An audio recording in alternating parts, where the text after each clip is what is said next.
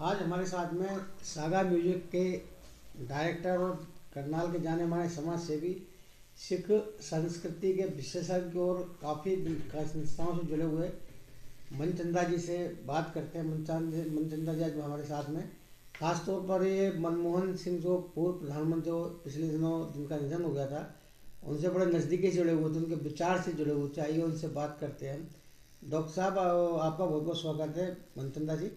तो आप बताओ कि किस तरह से आप डॉक्टर मनमोहन सिंह जी से जुड़े हुए थे और किस तरह उनसे प्रभावित रहे।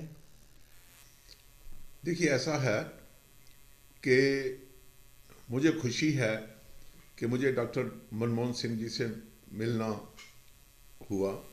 कई बार मैं उनसे मिला और उनसे विचार भी मैंने सुने, और उससे सबसे बड़ी खुशी ये है कि वो हमारे देश को एक ऐसे फाइनेंस मिनिस्टर मिले, ऐसे प्राइम मिनिस्टर मिले। उससे पहले वो आरबीआई के गवर्नर रहे, प्लानिंग कमीशन में रहे, तो उन्होंने बहुत सारे ओहदों पे रह के देश की सेवा की है। और मनमोहन सिंह जी को आगे लाने के लिए मैं अपने प्राइम मिनिस्टर श्री नरसिम्हा राव जी को भी जरूर याद करूंगा, जो उनको कैबिनेट में लेके आए और एक ऐसे इंसान को जिसकी बड़ी उस समय बहुत देश को बहुत ज़रूरत थी। देश की इकोनॉमी जो है उस समय बहुत डामाडोल थी, और अक्सर मैं देखता हूँ कि कोई भी सरकार आए तो वो ये कहती है कि हमें खजाना खाली मिला।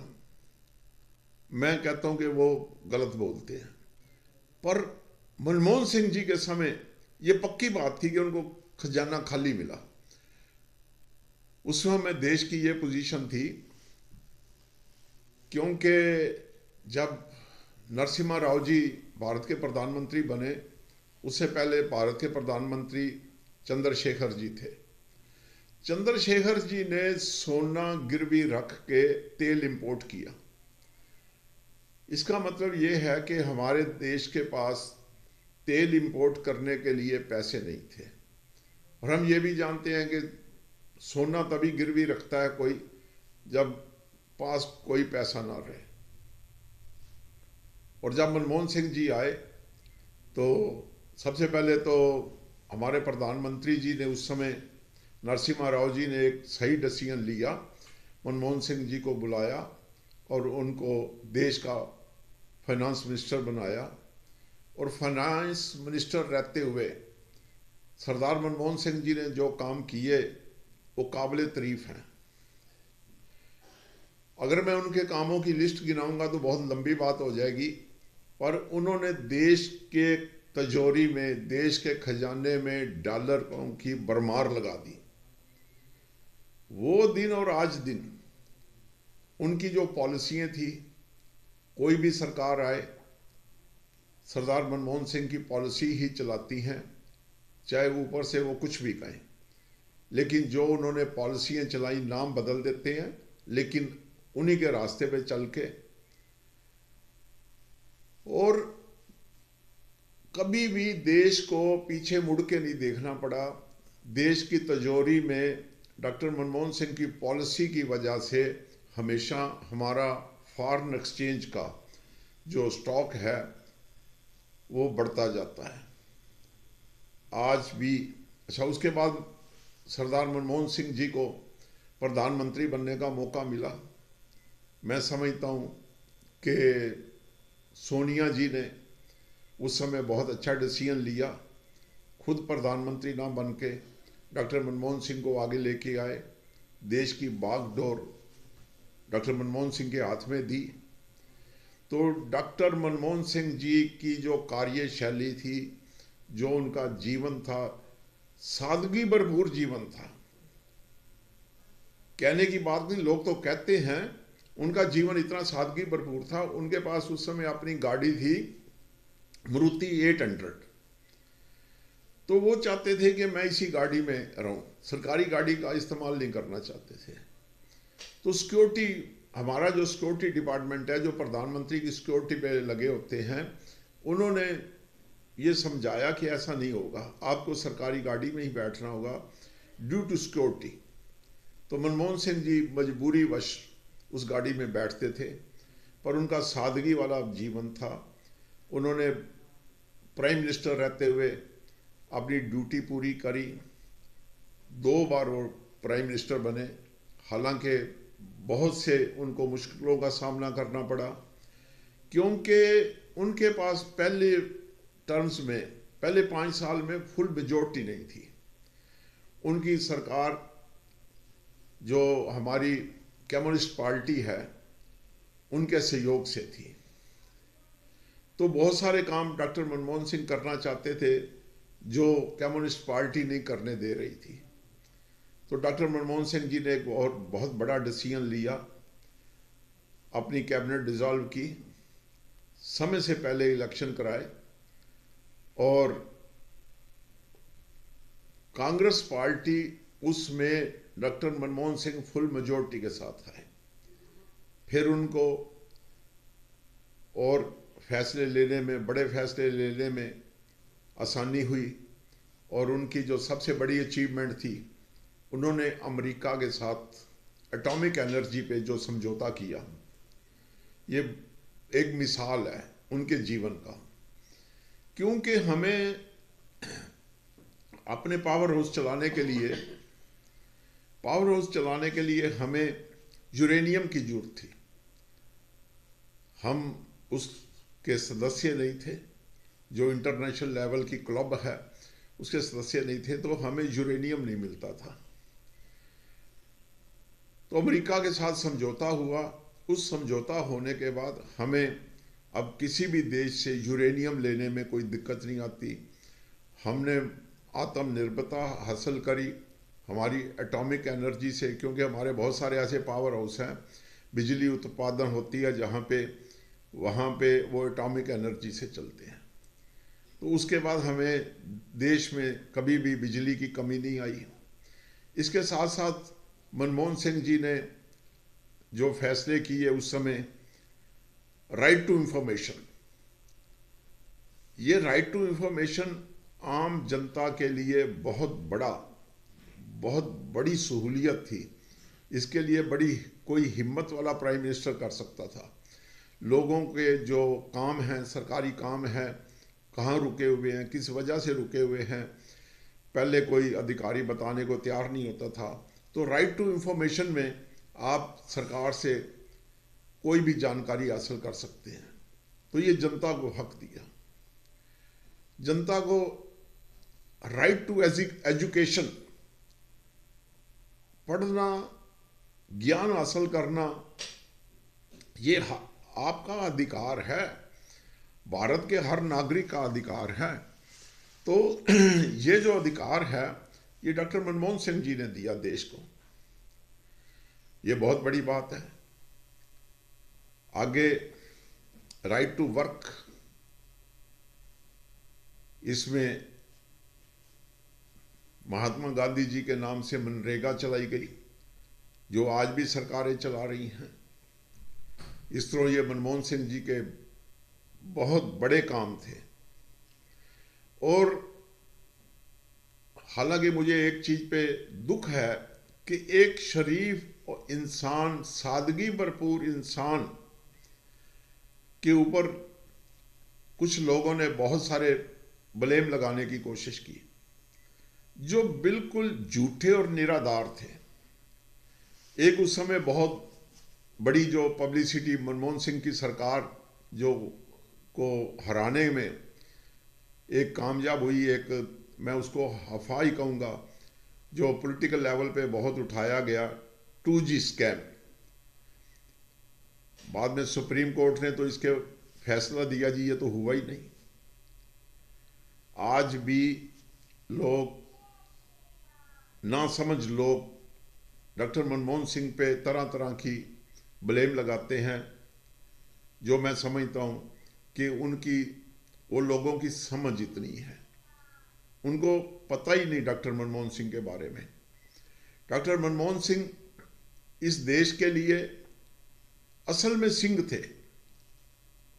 उन्होंने इस देश को नई शेप दी, नई दिशा दी, जिस दिशा में चल के हमारा देश आज भी पूरी दुनिया में एक कामयाब इकोनॉमिक, जब दुनिया में बहुत मंदी छाई हुई थी तो हमारे देश में मंदी नहीं आई थी, वो भी डॉक्टर मनमोहन सिंह की वजह से। हम डॉक्टर मनमोहन सिंह की अच्छी बातों को तो देखते ही नहीं।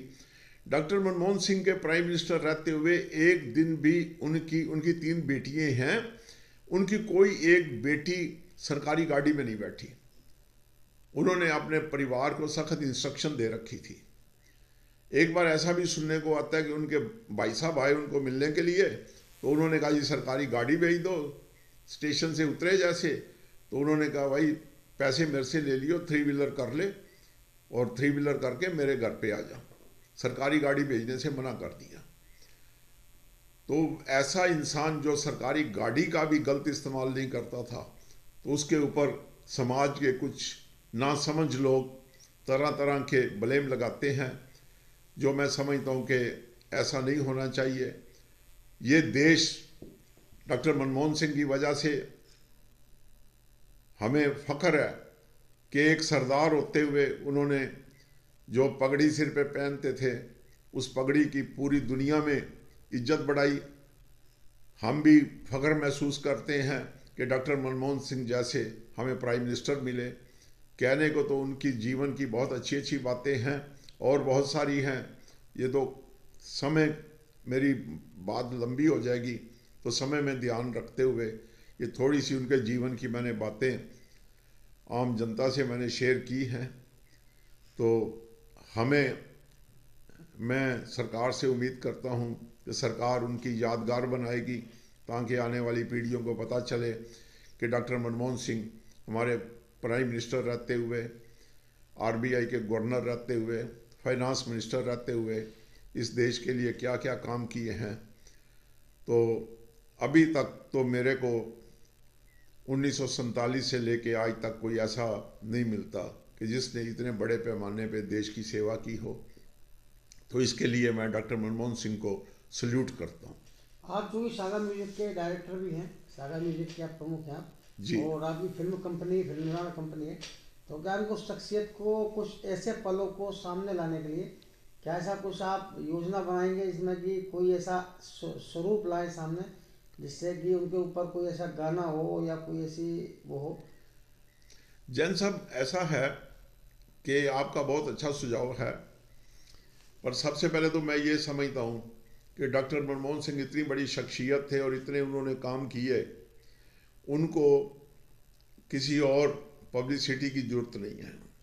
हाँ, ऐसे इंसान की यादगार जरूर बनानी चाहिए, ऐसा कुछ जरूर बनाना चाहिए, ऐसी फिल्में, ऐसी डॉक्यूमेंट्री फिल्में बननी चाहिए जो हमें आने वाले पीढ़ियों को ये बताया जाए कि देखो डॉक्टर मनमोहन सिंह कितना सादगी भरपूर जीवन, कितने ऊंचे विचार और कड़ी मेहनत वाले, जिन्होंने डॉक्टर मनमोहन सिंह की जो प्रॉपर्टी प्राइम मिनिस्टर बनने से पहले थी, प्राइम मिनिस्टर उनके जब उन्होंने ये संसार छोड़ा तब भी वही प्रॉपर्टी थी। उन्होंने कोई कभी जिंदगी में एक पैसे का लेन देन नहीं किया, एक पैसे का मिसयूज नहीं किया। तो इतने सादगी, वो तो देवता समान थे। मेरा ये पूछना है कि उनको ट्रिब्यूट देने के लिए, उनको सलामी ट्रिब्यूट मतलब उनको याद करने के लिए, उनको सलामी देने के लिए कोई ऐसा आप कोई ऐसा हम कोशिश करेंगे। आपकी तरफ से सुझाव आया, मैं अपने स्टाफ के साथ, अपनी मैनेजमेंट के साथ ये बात शेयर करूंगा और ऐसा जरूर करेंगे। और वैसे भी उनको साल दर साल याद करना चाहिए, पर अपनी तरफ से भी हम ऐसा कुछ जरूर ऐसा उपराला करेंगे ताकि जो डॉक्टर मनमोहन सिंह को हमेशा याद करते रहें और हमारे आने वाली पीढ़ियों को, हमारे बच्चों को ये पता चले कि इस देश को एक नई दिशा देने वाले और इस देश को पूरी दुनिया में खड़ा करने वाले डॉक्टर मनमोहन सिंह थे। अंतिम सवाल ये था कि आपका चूंकि मीडिया हाउस है, आपका फिल्म निर्माण आपका है, तो आजकल कैसी फिल्में बन रही हो, कैसी फिल्में बनना चाहिए जिससे संस्कृति आज हमारी लुप्त होती जा रही है। अभी किसी ने बताया कि आजकल पाठी नहीं मिलते, आजकल धार्मिक पंडित नहीं मिलते, तो इन सब के लिए पंडितों का मोह भंग होता जा रहा है, पाठियों का मोह भंग होता जा रहा है, ग्रंथियों का मोह भंग, ग्रंथी अपने बच्चों को ग्रंथी नहीं बनाना चाहते, अच्छे पत्रकार अपने बच्चों को पत्रकार नहीं बनाना चाहते, डॉक्टर अपने बच्चों को डॉक्टर नहीं बनाना चाहते। तो क्या है, मतलब क्या अच्छाई से लोगों का मोह भंग होता जा रहा है या अच्छाई लोगों का सर्वाइवल मुश्किल हो गया है? मैं ऐसा समझता हूँ कि वैसे तो अगर हम अपने देश को जब देखते हैं और अपनी सभ्यता को देखते हैं, हमारा पूरा समाज, हमारी सभ्यता, हमारा जो विरसा है वो काफ़ी अमीर विरसा है। हमारे धार्मिक ग्रंथ, चाहे वो सनातन मत से हों, चाहे जैन धर्म से हों, या बौद्ध धर्म के हैं, और सिख धर्म के धार्मिक ग्रंथ और सिख इतिहास, ये सभी हमें प्रेरणा करते हैं। ये हमें एक अच्छा जीवन जीने की जाच सिखाते हैं। पर जाने अनजाने पैसे की दौड़ में और वक्त के साथ कुछ ऐसी ज़्यादा ही ज़रूरत से ज़्यादा दौड़ हो रही है। हर लोग उस दौड़ में शामिल होना चाहते हैं। उस दौड़ में शामिल होते वक्त हम ये भूल जाते हैं कि हमारा अपना एक इतिहास है, हमारी अपनी एक परंपराएं हैं, हमारे अपनी धार्मिक रीति रिवाज हैं। हमारे जो धार्मिक रीति रिवाज हैं वो हमें आपस में मेल मिलाप सिखाते हैं। तो इनसे हम बहुत दूर जा रहे हैं, जो मैं कहता हूँ एक अच्छा संकेत नहीं है। हमें अपने धार्मिक रीति रिवाज और हमारा जो विरसा है, हमारे जो ग्रंथ हैं, धार्मिक ग्रंथ हैं, जो हमारे सामाजिक रीति रिवाज थे, हमारे त्यौहार हैं, ये हमें अच्छी चीज़ें सिखाते हैं। ये नहीं छोड़ना चाहिए। इन्हीं की वजह से हम एक अच्छा समाज बिल्ड कर सकते हैं। पर ये ठीक है कि आज विद्वान, जो धार्मिक विद्वान हैं, उनकी संख्या कम होती जा रही है। उसके पीछे एक दो और भी रीज़न है। इनको जो इनके प्रति सत्कार, इनके प्रति रिस्पेक्ट, वो नहीं मिल पाती इनको। देखिए, मैं अब बात करूं तो जैसे गुरुद्वारे में पाठी साहब हैं, जो भाई जी हैं, या कीर्तन करने वाले हैं, ये बहुत मेहनत करते हैं। पर इनके पास इतनी मेहनत करने के बाद, इतनी ड्यूटी करने के बाद, सादगी भरपूर जीवन जीने के बाद, इनके बहुत सारी ऐसी ज़रूरतें होती हैं जो पूरी नहीं हो पाती। अब वक्त तो है अच्छी गाड़ी का, एयर कंडीशनर का, एक अच्छे घर का, पर चलो कम से कम इनको समाज में रिस्पेक्ट मिले, इज्जत मिले, इनके बच्चों को अच्छी एजुकेशन मिले, इनको अच्छा खाना मिले, अच्छा पहनने को मिले। ये तो बहुत बेसिक नीड्स हैं। ये जरूर चाहिए, ये सबको चाहिए। तो ये हमारे जितने भी धार्मिक कार्य करने वाले हैं, पंडित जी हो गए, और ऐसे ही सभी धर्मों से, जैन मत में भी ऐसे धार्मिक लोग हैं जो धार्मिक कार्यों को आगे बढ़ाते हैं, सनातन मत में भी हैं, पंडित जी हो गए, पुजारी हो गए, जो मंदिरों में पूजा कराते हैं, या ब्याह शादियों में, दुख सुख में जो ये कार्य करते हैं। गुरुद्वारे के पाठी साहब हो गए, ग्रंथी जी हो गए, और रागी सिंह हो गए। इनका भी जी करता है, इनका भी मन करता है कि जीवन स्तर सबका ऊंचा हो। तो जब इनकी ज़रूरतें नहीं पूरी होती तो फिर इनको लगता है यार छोड़ो, इसमें क्या रखा है। ये अपने बच्चों को इनसे दूर ले जा रहे हैं। ऐसा नहीं होना चाहिए। हमें इनका भी पूरा ख्याल रखना चाहिए। अगर हम दान पुण्य में या लंगर लगाने में या बड़ी बड़ी बिल्डिंगें बनाने में इतना पैसा खर्च करते हैं, गुरुद्वारे बनाने हो, मंदिर बनाने हो, उसके लिए हम करोड़ों रुपये खर्च कर रहे हैं, लेकिन जब इनको तनख्वाह देने का समय आता है तो हम कंजूसी करते हैं। नहीं, ऐसा नहीं होना चाहिए। जैसा हम सोचते हैं कि हमारा भी जीवन ऊंचा हो, हमारे पास भी बेसिक सहूलतें हों, हमारा रहन सहन अच्छा हो, तो इनको भी मन करता है कि इनका भी रहन सहन अच्छा हो। हमें इनके रहन सहन पे भी ध्यान देना है और इनको अच्छी एजुकेशन मिले। इनके बच्चों के पास फीस देने के पैसे नहीं होते, स्कूल की किताबें और ड्रेस लेने के लिए पैसे नहीं होते। इनका भी मन करता है कि अच्छी एजुकेशन लें, अच्छी ड्रेस पहने, अच्छे कपड़े मिलें और अच्छा रहन सहन हो। और इसके साथ साथ फिर बंदे को वक्त बे वक्त के लिए अपने बीमारी के लिए, स्वास्थ्य के लिए भी कुछ पैसे बचा के रखने होते हैं। तो ये सब की हमारी ड्यूटी है कि हम इनका पूरा ख्याल करें। जहाँ हम और खर्चे करते हैं, कहीं और खर्चे थोड़े कम करके, तो हमारे जो धार्मिक लोग हैं उनके रहन सहन का, उनकी बच्चों की एजुकेशन का, उनके खान पीन का प्रबंध करना और ध्यान करना, ये हम सबका फ़र्ज है।